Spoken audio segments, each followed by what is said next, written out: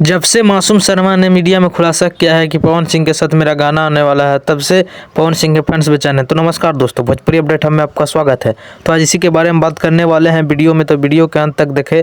और जो भाई लोग हमारे इस चैनल को सब्सक्राइब नहीं किए हैं वो इस चैनल को सब्सक्राइब कर दे, क्योंकि भोजपुरी और मगही का हर अपडेट सबसे पहले हमारे चैनल पर ही दिखाया जाता है।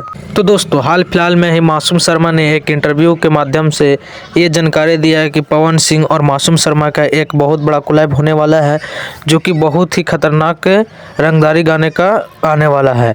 तो उसी टाइम से ये खबर सोशल मीडिया पर पूरा आग की तरह फैल गई है।